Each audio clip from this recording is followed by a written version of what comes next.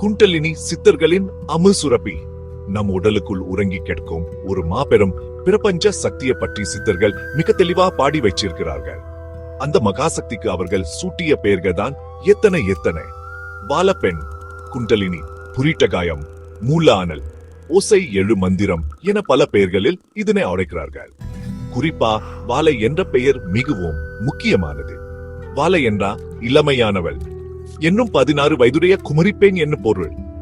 இந்த பிரபஞ்சத்தின் ஆதிசக்தி நம் ஒவ்வொருவரின் உடலிலும் மூலதாரத்திலே ஒரு பாம்பினை போல 3.5 சுற்று சுற்றிட்டு உறங்கிக் கொண்டிருப்பதா சொல்றார்கள். அவளை எழுப்பி மேலே கொண்டு வருவதே யோகத்தின் ஜானத்தின் உச்சக்கட்ட பயணமாகும். இது வெறும் கதை அல்ல, நாம் உடலுக்குள் நடக்கும் ஒரு விஞ்ஞான பூர்வமான ஆன்மீக நிகழ்வு. சித்தர்கள் இந்த சக்தியை ஏன் இவ்வளவு கொண்டாடினார்கள்? ஏனென்றா இதுதான் பிறவி பெருங்கல கடப்பதற்கான ஒரே வழி என்று அவர்கள் கண்டறிந்தார்கள். சாதாரண மனிதனின் சக்தி கீழ்நோக்கி பாய்ந்து சிற்றின்பத்திலும் உலகாயுத விஷயங்களிலும் வெறியமாகுது. ஆனா ஒரு யோகி இந்த குண்டலினி சக்தியை மேல் நோக்கி எழுப்புகிறார். அப்படி எழும்போது அது ஒவ்வொரு ஆதாதமாக திறந்து கொண்டு மேலே செல்கிறது. இந்த சக்தியை சிவனுடன் சேர்ப்பதே சித்தர்கள் நோக்கமாக இருந்தது. திருமூலர் தனது திருமந்திரத்தில் மூலத்து வாரத்து 3 கனலை காலால் எழுப்பும் கருத்து அறிவார்க்கு என்று குறிப்பிடுகிறார். அதாவது மூலத்திலே எழுகின்ற அந்த நெருப்பை பிராணாயாம் எனும் காற்றா மேலே எழுப்பும் கலையை அறிந்தவர்களே உண்மையான ஜானிகை என்கிறார். இந்த குண்டலினி சக்தியை பாம்புக்கு ஒப்புவது ஒரு குறியீடுதான். பாம்பு எப்படி தனது சட்டையை உரிச்சுவிட்டு புத்தியர் பெறுகிறதோ அதுபோல குண்டலினி விழிச்செல்லும் போது மனிதன் தனது பழைய கர்ம வினைகள் அறியாமை எனும் சட்டைகளை கலைந்து ஒரு புதிய ஜான பிரிவு இருக்கிறார். இந்த சக்திக்கு சர்ப்பரூபிணி என்னும் ஒரு பெயர் உண்டு. அவள் உறங்கும் போது உலகமே உறங்குது. அவள் வெளித்தா ஞானம் உதயமாகுது. சித்தர்கள் அவளை ஒரு தாயா குருவா வழிகாட்டியா பார்த்தார்கள். காணாத காட்சி எல்லாம் கண்ணில் காட்டிடுவா வாழ பெண்ணே என்று பாடுறார்கள். நாம் இதுவரை கண்டிராத ஆன்மீக உண்மைகளையும் பிரபஞ்ச ரகசியங்களையும் நமக்கு காட்டுபவள் அவளே.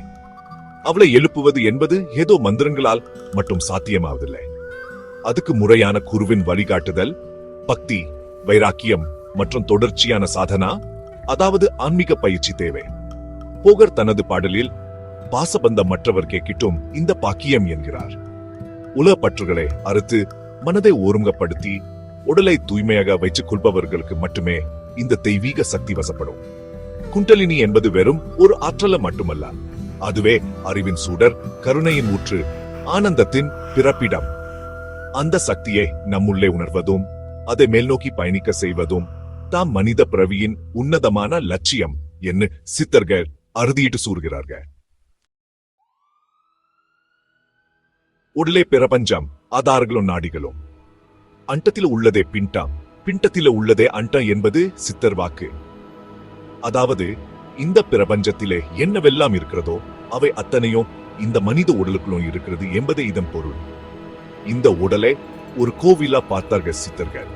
இறைவன் வெளியே இல்லை, உள்ளேதான் இருக்கிறான் என்பதை தெளிவா உணர்ந்தார்கள். அந்த இறைவன் உறையும் இடங்களா 6 முக்கிய ஆதார சக்கரங்களை குறிப்பிடுறார்கள். அவை மூலாதாரம், சுவாதிஷ்டானம், மணிப்பூரம், அநாகதம், விசுத்தி மற்றும் ஆக்ஜை. இந்த 6 ஆதாரங்களையும் கடந்து உச்சந்தலையில் இருப்பது சகசிராரம் அல்லது தூயவெளி. இங்குதான் 1000 இதழ் தாமரையில் சிவம் வீற்றிருப்பதாக சொல்கிறார்கள். இந்த ஆதாரங்க வெறும் கற்பனை அல்ல. இவை நம் உடலிலே உள்ள முக்கிய நரம்பு மையங்கள் மற்றும் நாளமில்லா சுரப்பிகளோடு தொடர்புடையவை. குண்டலினி சக்தி மூலாதாரத்தில் இருந்து எழும்போது இந்த ஒவ்வொரு சக்கரத்தையும் மலர செய்கிறது. ஒவ்வொரு சக்கரத்துக்கும் உரிய பீஜ மந்திரங்கள், தெய்வங்கள் மற்றும் குணங்கள் உள்ள.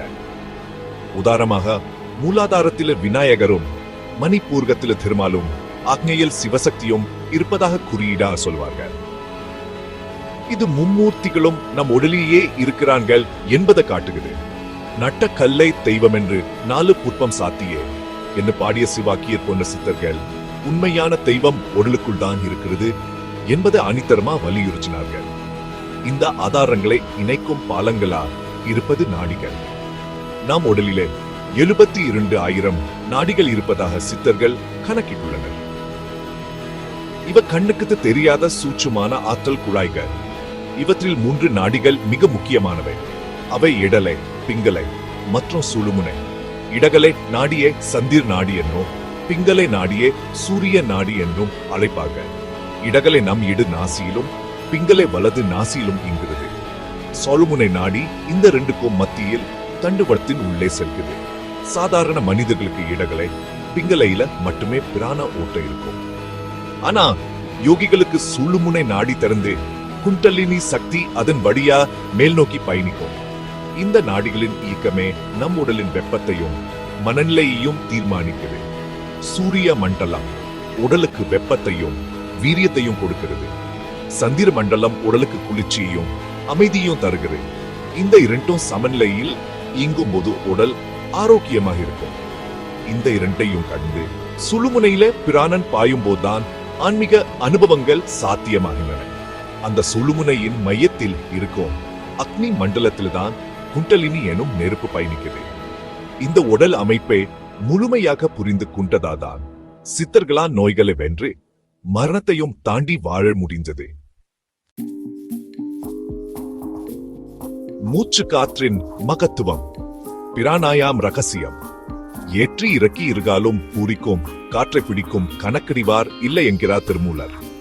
நாம் சாதாரணமா உள்ளிழுத்து வெளிவிடும் மூச்சு காற்றுக்குள் தான் பிரபஞ்சத்தின் அத்தனை ரகசியங்களும் அடங்கியுள்ளன என்பதை சித்தர்கள் ஆழமாக உணர்ந்திருந்தார்கள். அவர்கள் மூச்சை உயிர் வாயு அல்லது பிராணன் என்றார்கள். இந்த பிராணன் தான் உள்ளையும் உயிரையும் இணைக்கும் பாலம்.